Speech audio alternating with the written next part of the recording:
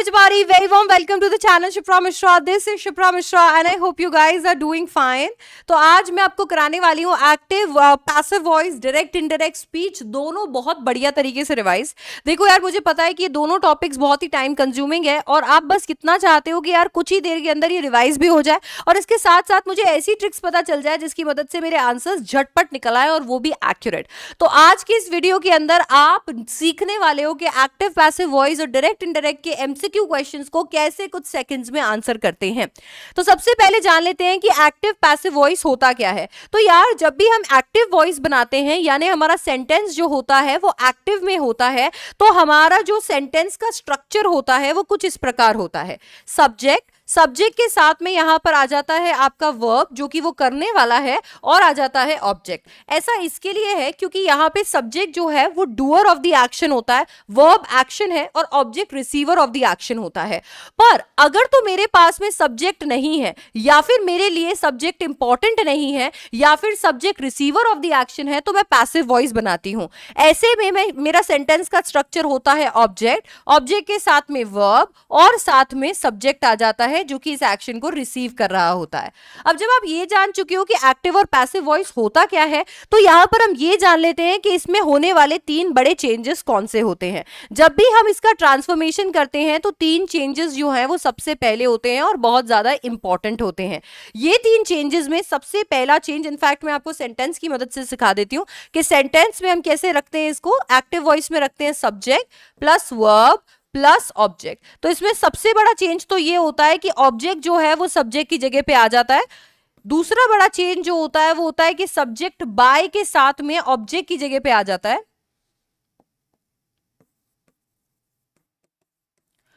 और वर्ब जो है उसकी फॉर्म चेंज हो जाती है।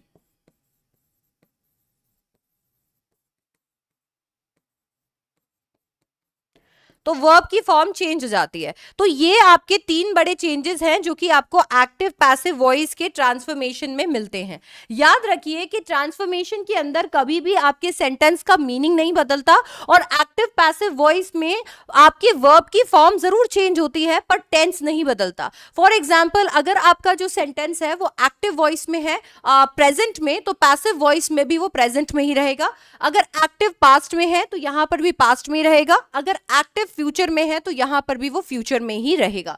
तो कभी भी यहां पर टेंस नहीं बदलता है।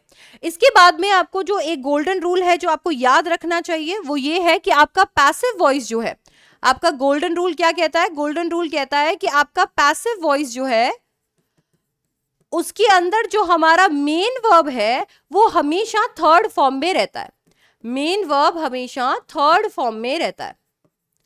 तो थर्ड फॉर्म में एग्जिस्ट करता है आपका मेन वर्ब और ये आपके प्रेजेंट पास्ट फ्यूचर सब पर एप्लीकेबल है। तो सारे टेंसेस पर ये एप्लीकेबल है ये वाला रूल। अब यार, यहाँ पे आप लोगों को अगर ये देखना है कि ये सारी चीजें दिमाग में रखकर मैं झटपट आंसर कैसे निकालूं, तो कुछ चीजों का आपको ख्याल रखना पड़ेगा। चलो मैं आपको स्टेप बाय स्टेप बताती हूँ। सबसे पहला स्टेप क्या होगा? आपका स्टेप नंबर 1 होगा कि आप अपना जो क्वेश्चन है उस क्वेश्चन को रीड करके आइडेंटिफाई करो कि कौन सी स्पीच है जो कि कौन सी वॉइस है जो दी हुई है।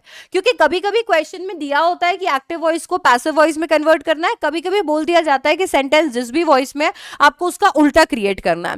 तो ऐसे में सबसे पहले तो ये आइडेंटिफाई कर लो कि यार ये जो है ये एक्टिव वॉइस है या फिर ये पैसिव वॉइस है। अब जैसे ही आपने ये आइडेंटिफाई कर लिया तो आपके लिए स्टेप नंबर 2 हो गया कि आपका जो क्वेश्चन है उस क्वेश्चन का टेंस कौन सा है। ये बहुत इंपॉर्टेंट है। तो आप आइडेंटिफाई करो कि उस क्वेश्चन का टेंस कौन सा है। क्वेश्चन का टेंस आइडेंटिफाई करने के बाद अब आप आ जाओ आपके ऑप्शंस पे। तो स्टेप नंबर 3 होगा आपके ऑप्शंस। अब आप ऑप्शंस में कुछ चीजें देखोगे। सबसे पहले तो जैसे आपको पता चल गया कि ये टेंस कौन सा है तो आपके दिमाग में इसके ट्रांसफॉर्मेशन का फॉर्मूला आ जाना चाहिए। एग्जाम्पल के तौर पे अगर आपका टेंस प्रेजेंट कंटिन्यूअस यानी इज कमिंग लिखा हुआ है तो आपको पता होना चाहिए कि जब मैं इसका पैसिव बनाऊंगा तो यहां पर इज, एम, आर, आईएनजी यानी कंटिन्यूटी दिखाने के लिए बीइंग और उसके बाद में वर्ब की थर्ड फॉर्म यानी कम आ जाएगा। तो यहां पे is coming, is am are being come में कन्वर्ट हो जाएगा। ये चीज मुझे ये पढ़ते ही पता होनी चाहिए। तो यहां पर आपको टेंसेस के जो थोड़े से ट्रांसफॉर्मेशन है वो ध्यान रखने होंगे। यहां पर जैसे आपको पता चल गया कि ये टेंस कौन सा है, तो आपके दिमाग में आपको रेडी रखना पड़ेगा कि यार आपका पैसिव वॉइस में वो जो टेंस है वो कौन सा फॉर्मूला कैरी करता है।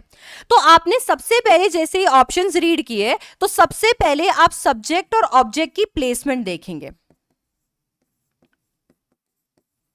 सब्जेक्ट और ऑब्जेक्ट की प्लेसमेंट देखेंगे, क्या क्या सब्जेक्ट लास्ट में आया है, ऑब्जेक्ट फर्स्ट पे आया है क्या।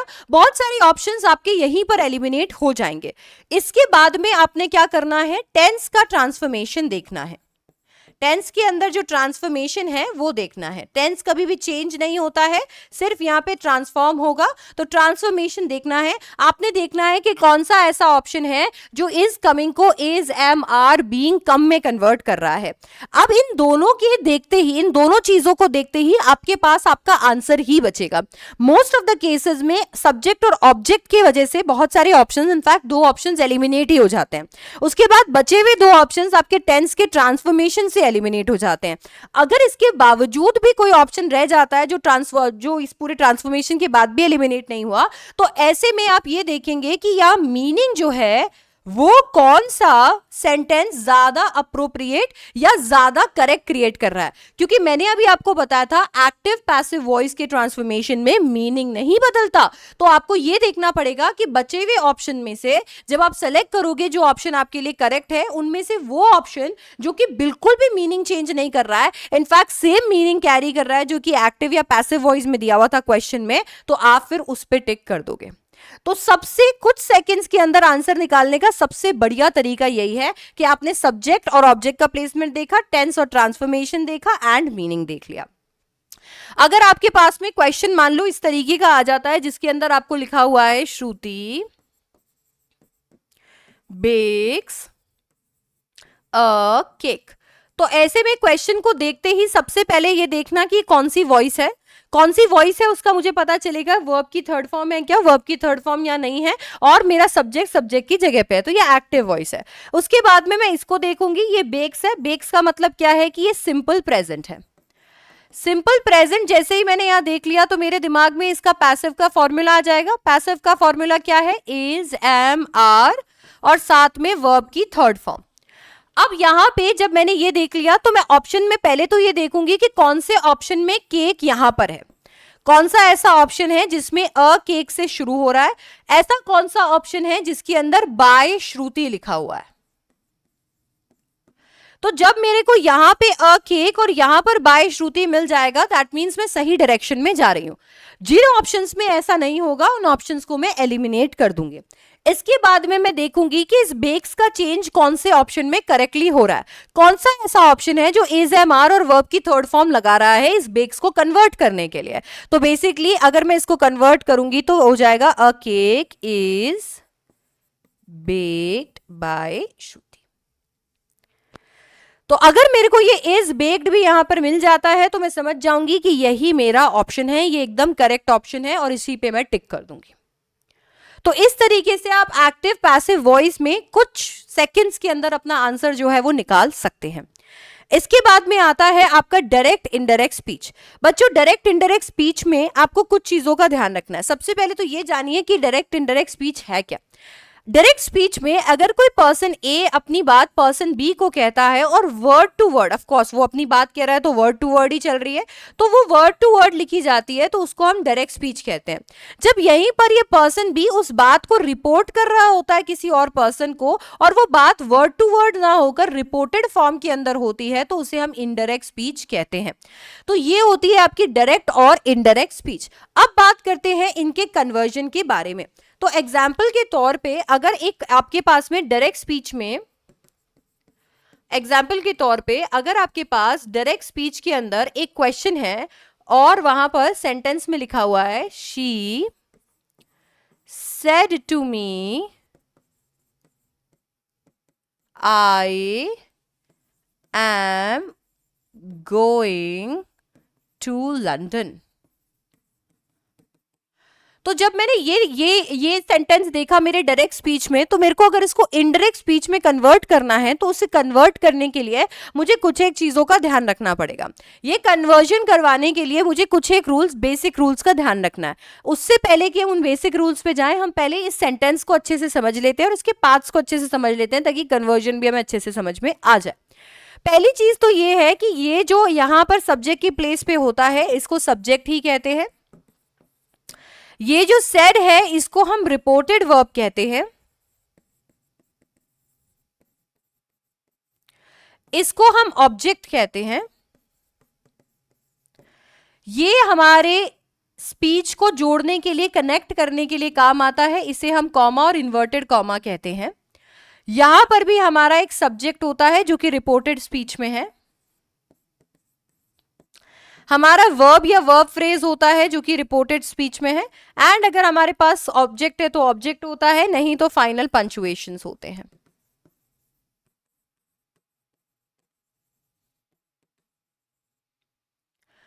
सो इस तरीके से हमारा डायरेक्ट स्पीच का जो सेंटेंस है वो डिवाइडेड होता है। अब जब मैं इसको इनडायरेक्ट स्पीच में कन्वर्ट करती हूं तो मुझे कुछ चीजों का ध्यान रखना होता है। इनडायरेक्ट स्पीच में कुछ चीजें जो चेंज होती हैं और जो चीजों का मुझे ध्यान रखना है वो नोट कीजिए। सबसे पहला, जब भी मैं इसे इनडायरेक्ट में कन्वर्ट करती हूं तो मैं इसके रिपोर्टेड वर्ब को चेंज करती हूं। बच्चों ये रिपोर्टेड वर्ब बहुत इंपॉर्टेंट है, क्योंकि इसी की मदद से मैं सेंटेंस के अंदर जान डाल रही हूं। इसी की मदद से मैं सेंटेंस को असर्टिव सेंटेंस, सेंटेंस अगर एक्सक्लेमेटरी सेंटेंस है तो उसका एक्सक्लेमेशन दिखाती हूं।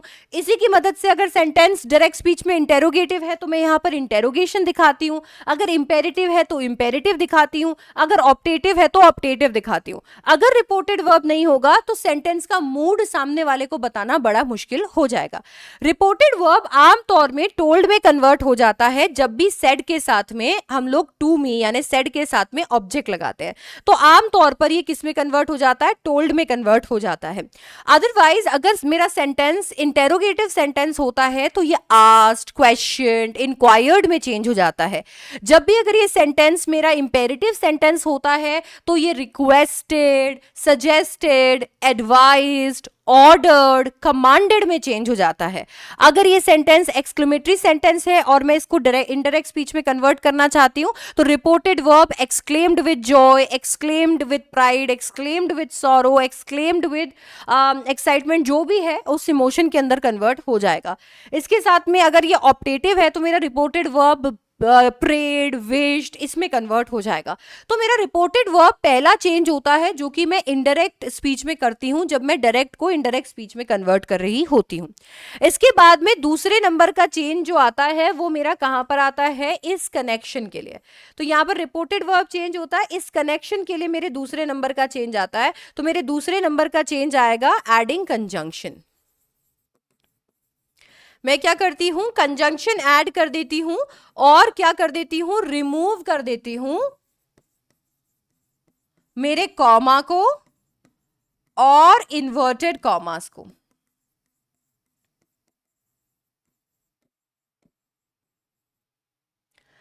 तो मैं रिमूव कर देती हूं कॉमास और इन्वर्टेड कॉमास को, तो मैं कंजंक्शन ऐड कर दूंगी और ये रिमूव कर दूंगी। आमतौर पे जो कंजंक्शंस डायरेक्ट से इनडायरेक्ट में ऐड होते हैं वो होते हैं दैट, if और whether। दैट में असर्टिव और एक्सक्लेमेटरी सेंटेंसेस में इस्तेमाल करती हूं। इफ और वेदर का इस्तेमाल मैं इंटेरोगेटिव सेंटेंस में करती हूं जब मेरा आंसर यस या नो में निकलता है। अगर क्वेश्चन वर्ड से मेरा कोई इंटेरोगेटिव सेंटेंस शुरू हुआ है तो मैं क्वेश्चन वर्ड का इस्तेमाल करती हूं एज अ कंजंक्शन। और अगर मेरा इंपेरेटिव सेंटेंस है तो मैं कंजंक्शन दैट का इस्तेमाल करने की बजाय टू का इस्तेमाल करती हूं just to join the two sentences. So conjunction मैं ऐड कर दूंगी। इसके बाद में मेरा जो नेक्स्ट चेंज होता है वो चेंज होता है प्रोनाउंस में। प्रोनाउंस मेरे चेंज हो जाते हैं। प्रोनाउंस कैसे चेंज होते हैं चलिए मैं वो भी बता देती हूं आपको। देखो सबसे पहले तो आपको अगर यहां पर आपके रिपोर्टेड स्पीच में फर्स्ट पर्सन प्रोनाउन देखने को मिल जाए तो ये फर्स्ट पर्सन आपके सब्जेक्ट के अनुसार चेंज होता है। अगर आपको रिपोर्टेड स्पीच में सेकंड पर्सन कहीं पर देखने को मिल जाए तो वो सेकंड पर्सन यानी यू, अगर यू देखने को मिल जाए तो वो आपके ऑब्जेक्ट यानी इस मी के अकॉर्डिंग चेंज होगा। अगर आपको प्रोनाउन में कहीं पे भी रिपोर्टेड स्पीच में थर्ड पर्सन मिल जाए यानी कि ही शी, तो वो चेंज नहीं होते हैं। ठीक है, तो मैं प्रोनाउन यहां पर इस तरीके से चेंज करूंगी जैसे कि मैंने आपको बताया। ऑल राइट, तो प्रोनाउन के अंदर भी बदलाव आ गए। नेक्स्ट मेरा बदलाव जो आता है वो आता है टेंसेस में। तो नेक्स्ट मेरा चेंज आएगा टेंसेस में। तो मेरा जो सेंटेंस का टेंस है उसको मैं चेंज करूंगी। सेंटेंस का टेंस में दो चीजों के अंदर चेंज नहीं करूंगी, दो केसेस में चेंज नहीं करूंगी। पहला केस होता है अगर मेरा रिपोर्टेड वर्ब यानी वो जो भी हमने सेड देखा था, अगर मेरा रिपोर्टेड वर्ब जो है वो प्रेजेंट में है या फ्यूचर में है यानी से या विल से है, तो मैं कभी भी टेंस नहीं बदलूंगी। दूसरा केस जिसमें टेंस नहीं बदलता है वो है रिपोर्टेड स्पीच अगर यूनिवर्सल ट्रूथ है, कोई तरीके का साइंटिफिक फैक्ट है, या फिर कोई एक ऐसी चीज है जो बिल्कुल भी चेंज नहीं होगी, कोई एक चीज जो अनचेंज्ड रहेगी, which is not subject to change, तो ऐसी चीजों के लिए मैं टेंस कभी भी नहीं बदलती हूं। बाकी सारे केसेस में यानी कि अगर मेरा रिपोर्टेड वर्ब पास्ट में है तो मेरा टेंस जरूर बदलता है। तो मेरा रिपोर्टेड वर्ब अगर पास्ट में है तो मेरा टेंस बदलता है। और कमाल की बात यह है कि गोल्डन रूल ये कहता है कि इनडायरेक्ट स्पीच में टेंस हमेशा पास्ट रहता है। इनडायरेक्ट स्पीच जो होती है उसमें मेरा टेंस हमेशा पास्ट रहता है, यानी सारा का सारा प्रेजेंट पास्ट हो जाएगा, सारा का सारा पास्ट पास्ट का पास्ट यानी परफेक्ट हो जाएगा, और हमारे विल और शैल वुड और शुड में कन्वर्ट हो जाएंगे। सो बेसिकली यहां पर ये पास्ट टेंस में ही रहेगा। तो टेंस का बदलाव भी हो गया। अब देखो क्या बच रहा है भाई, और क्या बच रहा है यहां पर चेंज करने के लिए। तो टेंस चेंज कर लिया, अब मेरे को यहां पर ये फाइनल पंचुएशन भी चेंज करना है। बेटा फाइनल पंचुएशन कोई परचूरी की दुकान से नहीं मिलते हैं, परचूनी की दुकान से नहीं मिलते हैं कि जब मर्जी चाहे फुल स्टॉप लगा लिया, जब मर्जी चाहे एक्सक्लेमेशन पॉइंट लगा लिया, जब मर्जी चाहे आपने क्वेश्चन मार्क लगा लिया। फाइनल पंचुएशन को चेंज करने का मतलब है कि आपका जो सेंटेंस है, अगर आपका सेंटेंस असर्टिव है तो आपका जो इनडायरेक्ट स्पीच है वो भी असर्टिव रहेगा। अगर आपका सेंटेंस इंटेरोगेटिव है तो आपका सेंटेंस असर्टिव रहेगा, असर्टिव बनाना है उसको। अगर एक्सक्लेमेटरी सेंटेंस है तो भी ये असर्टिव रहेगा, इसको भी असर्टिव बनाना है। अगर इंपेरेटिव सेंटेंस है तो भी ये असर्टिव रहेगा। अगर ये सेंटेंस आपका ऑप्टेटिव सेंटेंस है तो भी ये असर्टिव रहेगा। तो आपका पांचवा चेंज ये है कि आपको इनडायरेक्ट स्पीच में आपके जो सेंटेंसेस है वो असर्टिव ही रखने होते हैं। चाहे आपका डायरेक्ट स्पीच कुछ भी सेंटेंस का स्ट्रक्चर कैरी करे, आपको असर्टिव सेंटेंस का स्ट्रक्चर ही कैरी करना होता है। उनके लिए ऊपर दिए गए फॉलोइंग चेंजेस से आप ये कर सकते हो। तो आपका फाइनल पंचुएशन रिमूव होगा असर्टिव सेंटेंस में कन्वर्जन की मदद से, और आपका लास्ट जो है चेंज आ जाएगा जो कि है चेंज इन एडवर्ब्स।